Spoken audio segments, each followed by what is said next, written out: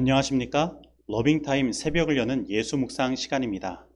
오늘의 예수 묵상 범위는 에스겔 40장 24절로 49절 말씀입니다. 오늘도 이 말씀 속에서 하루를 살아가는 데 필요한 영적인 힘을 얻게 되기를 간절히 소원합니다.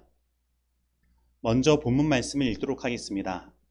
그가 또 나를 이끌고 남으로 간즉 남쪽을 향한 문간이 있는데 그 벽과 현관을 측량하니 먼저 측량한 것과 같고 그 문간과 현관 좌우에 있는 창도 먼저 말한 창과 같더라. 그 문간의 길이는 50척이요 너비는 25척이며 또 그리로 올라가는 7층계가 있고 그 안에 현관이 있으며 또 이쪽 저쪽 문벽 위에 종려나무를 새겼으며 안뜰에도 남쪽을 향한 문간이 있는데 그가 남쪽을 향한 그 문간에서 맞은쪽 문간까지 측량하니 100척이더라.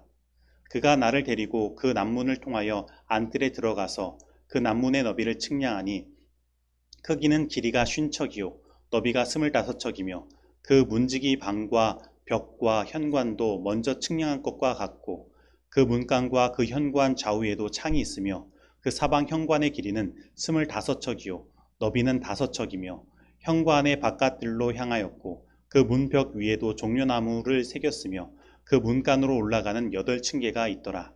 그가 나를 데리고 안뜰 동쪽으로 가서 그 문간을 측량하니 크기는 길이가 50척이요 너비가 25척이며 그 문지기 방과 벽과 현관이 먼저 측량한 것과 같고 그 문간과 그 현관 좌우에도 창이 있으며 그 현관이 바깥들로 향하였고 그 이쪽 저쪽 문벽 위에도 종려나무를 새겼으며 그 문간으로 올라가는 8층계가 있더라. 그가 또 나를 데리고 북문에 이르러 측량하니 크기는 길이가 50척이요 너비가 25척이며 그 문지기 방과 벽과 현관이 다 그러하여 그 좌우에도 창이 있으며 그 현관이 바깥들로 향하였고 그 이쪽 저쪽 문 벽 위에도 종려나무를 새겼으며 그 문간으로 올라가는 8층계가 있더라. 그 문벽 곁에 문이 있는 방이 있는데 그것은 번제물을 씻는 방이며 그 문의 현관 이쪽에 상 둘이 있고 저쪽에 상 둘이 있으니 그 위에서 번제와 속죄제와 속건제의 희생제물을 잡게 한 것이며 그 북문 바깥 곧 입구로 올라가는 곳 이쪽에 상 둘이 있고 문의 현관 저쪽에 상 둘이 있으니 문곁 이쪽에 상이 넷이 있고 저쪽에 상이 넷이 있어 상이 모두 8개라. 그 위에서 희생제물을 잡았더라. 또 다듬는 돌로 만들어 번제에 쓰는 상 넷이 있는데 그 길이는 1척 반이요 너비는 1척 반이요 높이는 1척이라. 번제에 희생제물을 잡을 때에 쓰는 기구가 그 위에 놓여 있으며 현관 안에는 길이가 손바닥 넓이만한 갈고리가 사방에 박혔으며 상들에는 희생제물의 고기가 있더라. 앞문 밖에 있는 안뜰에는 노래하는 자의 방 둘이 있는데 북문 곁에 있는 방은 남쪽으로 향하였고 남문 곁에 있는 방은 북쪽으로 향하였더라. 그가 내게 이르되 남쪽을 향한 이 방은 성전을 지키는 제사장들이 쓸 것이요 북쪽을 향한 방은 제단을 지키는 제사장들이 쓸 것이라. 이들은 레위의 후손 중 사독의 자손으로서 여호와께 가까이 나아가 수종드는 자니라 하고 그가 또 그 뜰을 측량하니 길이는 100척이요 너비는 100척이라. 네모 반듯하며 제단은 성전 앞에 있더라. 그가 나를 데리고 성전 문 현관에 이르러 그 문의 좌우벽을 측량하니 너비는 이쪽도 5척이요 저쪽도 5척이며 두 개는 문 이쪽도 3척이요 문 저쪽도 3척이며 그 현관의 너비는 20척이요 길이는 11척이며 문간으로 올라가는 층계가 있고 문벽 곁에는 기둥이 있는데 하나는 이쪽에 있고 다른 하나는 저쪽에 있더라. 에스겔 40장 24절로 49절 말씀입니다. 말씀 줄거리입니다. 성전의 외문은 7층계 위에 있고 내용은 8층계 위에 있습니다.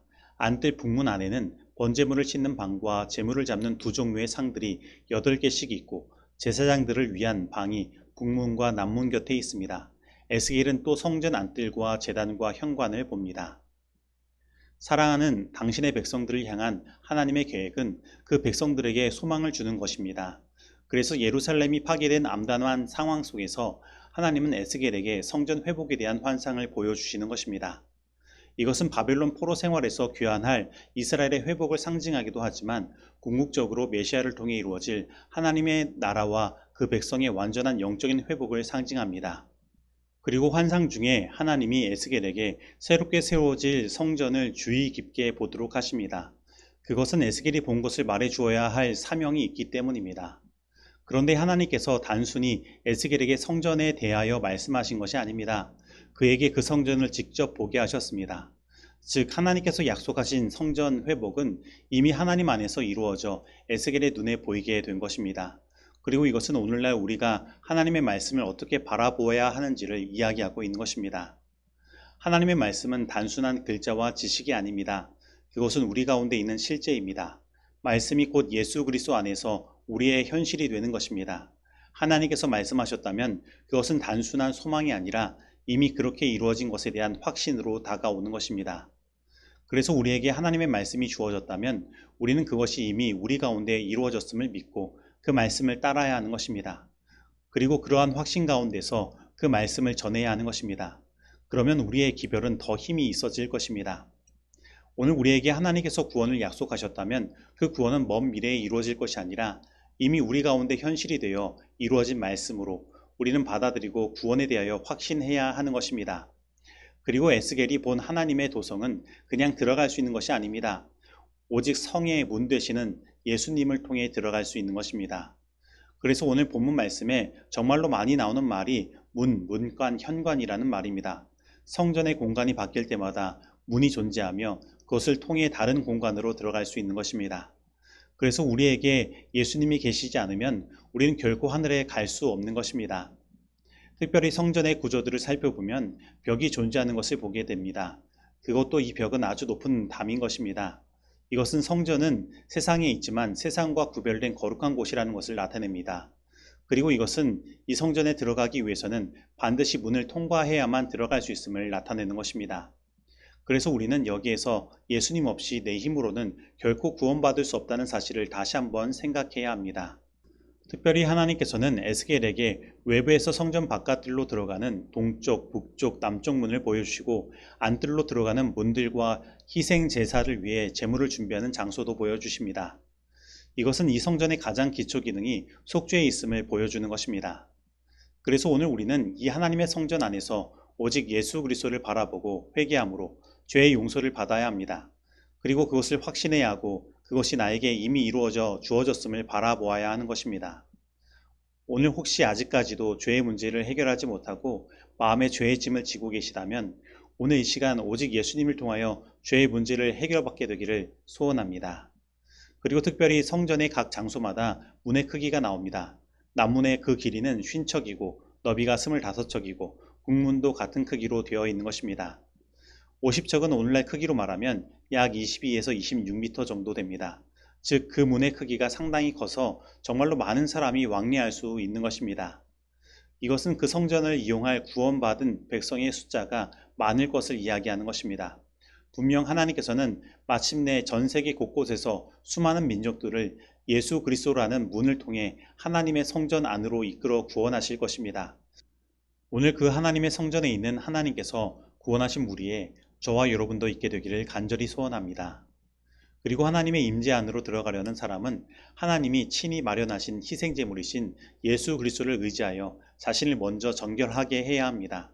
자신을 정결하게 함 없이 그 어느 누구도 하나님의 성전으로 올라갈 수 없는 것입니다. 그래서 성전의 가장 낮은 곳인 안뜰에 예수 그리스도의 희생을 상징하는 희생제물을 위한 장소와 도구들이 언급되어 있는 것입니다. 그래서 오늘 우리들의 신앙의 기초에는 예수 그리스도의 십자가가 놓여져야 하며 각 장소를 옮길 때마다 문을 통과하기에 우리 신앙의 성장도 예수 그리스도를 통해 이루어지는 것임을 우리는 기억해야 하는 것입니다.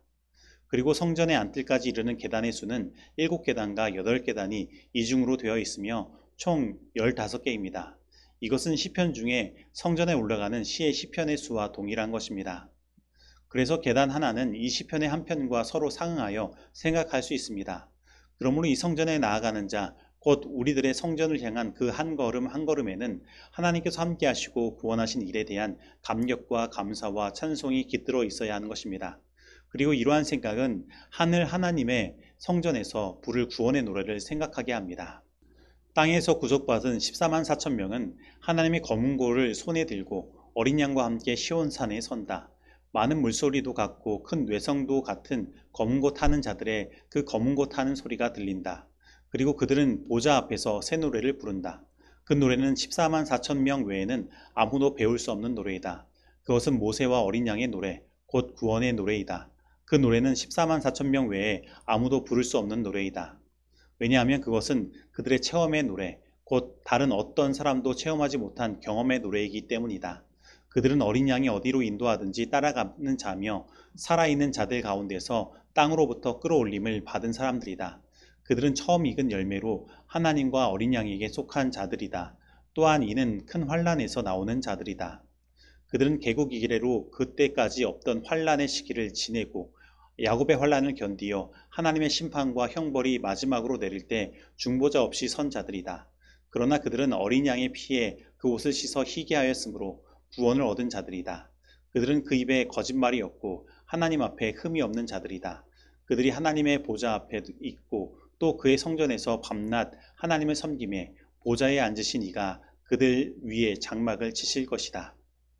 적용하도록 하겠습니다. 오늘 나는 하나님의 말씀이 먼 미래에 이루어질 말씀이나 과거에 이루어졌던 말씀만이 아니라 바로 오늘 나에게 주어진 말씀이요 이미 이루어진 말씀으로 받아들이고 있습니까? 오늘 나는 예수 그리스도 안에서 참된 구원의 소망을 가지고 있습니까? 오늘 나는 나의 신앙 곳곳에서 예수님과 함께하며 구원을 경험하는 일들을 통해 하늘에서 부를 구원의 노래, 경험의 노래를 준비하고 있습니까?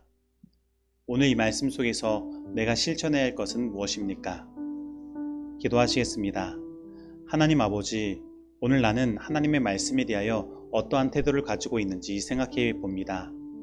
혹 그 말씀을 먼 미래에 이루어질 말씀이나 단순히 과거에 이루어졌던 말씀만으로 생각하여 지금 나의 현실에 전혀 적용하거나 나의 삶을 구원하는 말씀으로 받아들이지 않고 있다면 이제는 이 말씀들이 예수 그리스도 안에서 이미 이루어진 약속의 말씀임을 믿도록 저희 믿음을 붙돋아 주시옵소서.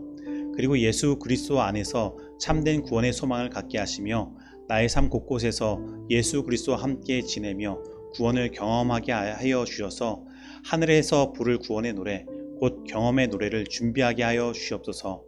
예수님의 이름으로 기도드립니다. 아멘.